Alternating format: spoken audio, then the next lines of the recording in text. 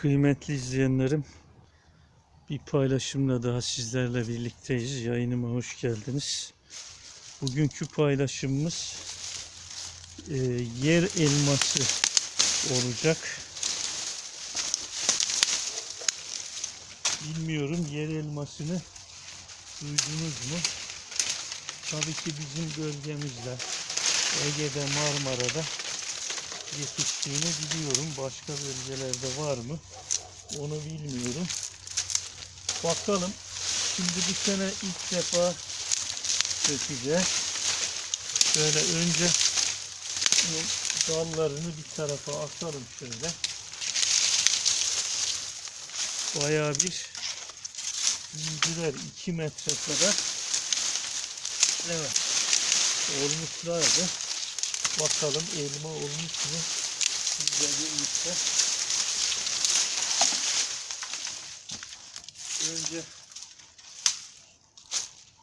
Önce bu dalları buradan alalım.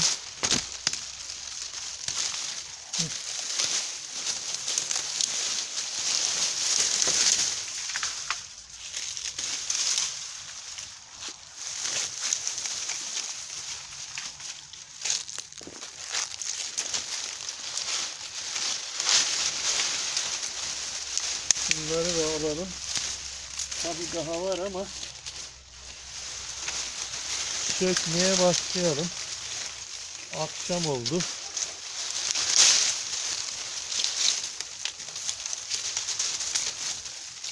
Zaten çok da sökmeyeceğim. Yani yedikçe sökeceğiz. Bakalım nasıl elmalarımız çıkacak.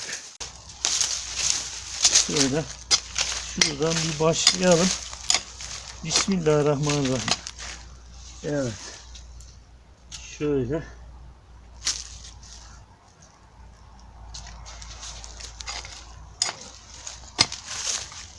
Tabii ki kazma birkaç tanesini yaraladı.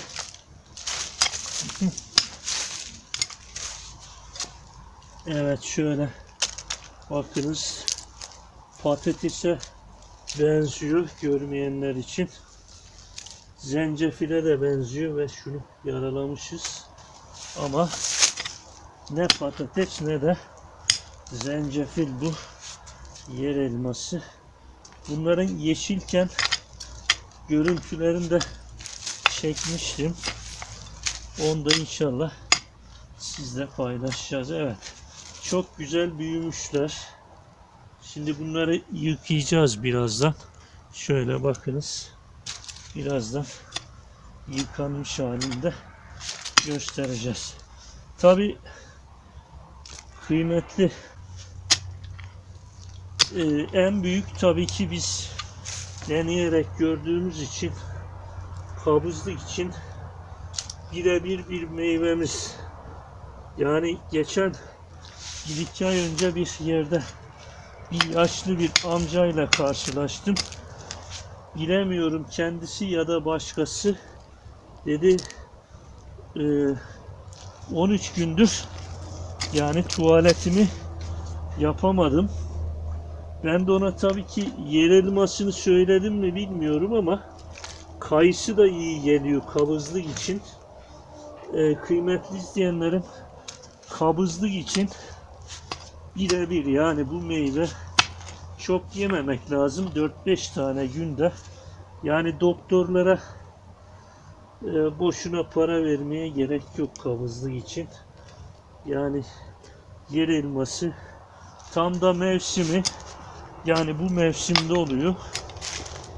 Kışın oluyor. Bu toprağın altında bahara kadar, yani Şubat'a kadar bunu söküp yiyebiliriz.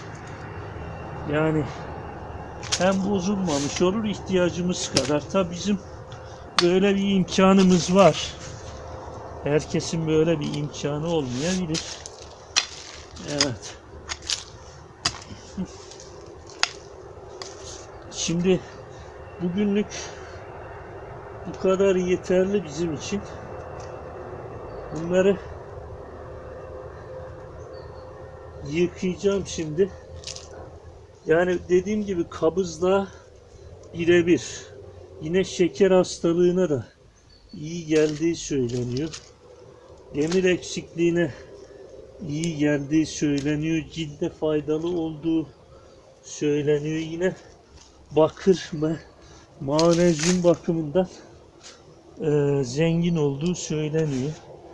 Tabii ki bunlar uzman işi. Yani bizim laboratuvarımız, deney yapma şansımız yok, bilemiyoruz ama insanların paylaştıkları, söyledikleri şeyler bunlar. Yani bu doktora, ilaca para vereceğimize, yani vücudumuza kimyasal alacağımıza, yani Allah bize böyle tabi hastalığı vermiş ama tedavisini de vermiş. Bu yeni elmalarımızı yiyerekten kendimizi tedavi edebiliriz. Bir ara bir belgeselde izlemiştim. Yani konuyu çok dağıtmayalım ama antibiyotikli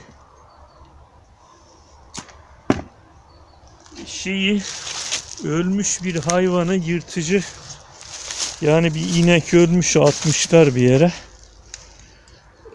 Onu yırtıcı hayvanlar bile yememiş. Yani antibiyotik vermiş veteriner.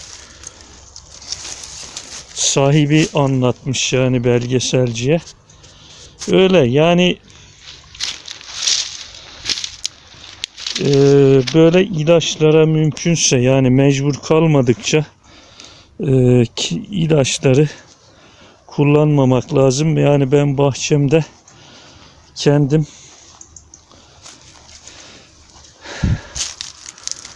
kimyasal ilaç mümkün mertebe kullanmıyorum.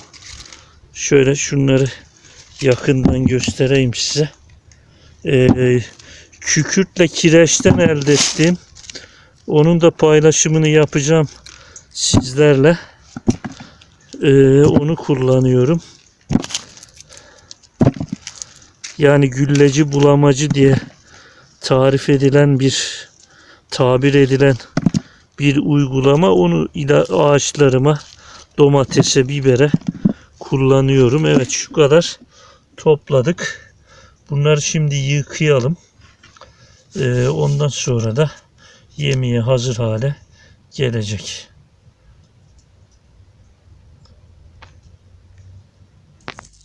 Tabii öncelikle biz sürekli tükettiğimiz için mesela kabızlığa çok iyi geliyor gerçekten. Bunu bizzat ben kendim gördüm. Çok yememek lazım. Günlük bir 200 gram falan yenebilir. Fazla yendiği zaman aşırısı ishal yapıyor. Basura iyi geldiği söyleniyor. Kalp ve damar hastalıklarına iyi geldiği söyleniyor. Tabi internetten bakılabilir. Damar problemlerine, cildi güzelleştirdiği söyleniyor yine. Göz sağlığı için etkili olduğu söyleniyor. Şeker hastalarına tavsiye ediyor uzmanlar.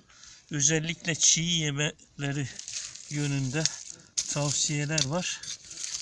Tabi bunu yemeğe de yapılıyor. Yemek olarak da yapılabilir.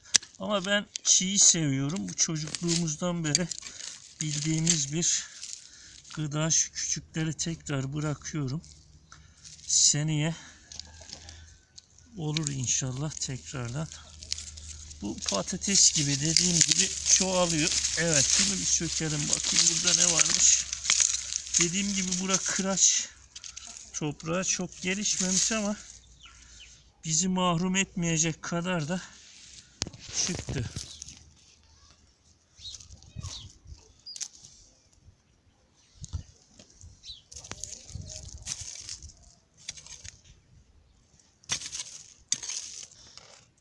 Yeni doğum yapmış kadınlara tavsiye ediliyor. Yine kan şekerini düzenleyici etkisinin olduğu söyleniyor. Evet. Şunları bu kadar beklemiyordum ama bayağı çıktı. Çok da sökmek istemiyorum. Çünkü fazla da kaldığı zaman israf oluyor. Gerçi burada çok bir şey israf yapmıyoruz. Tavuklarımız var.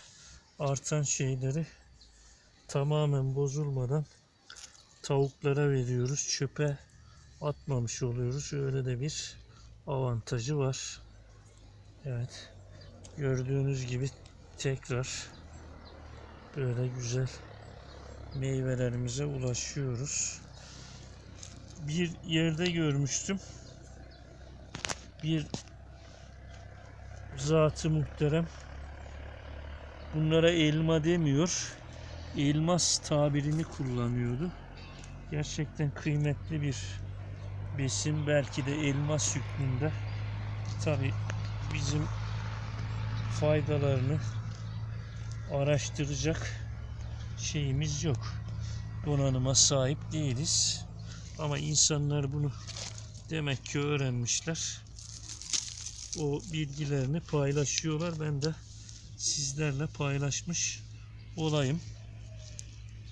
Bir videomuz daha sonuna geldik. Bir sonraki videoda görüşmek üzere. Hoşça kalın.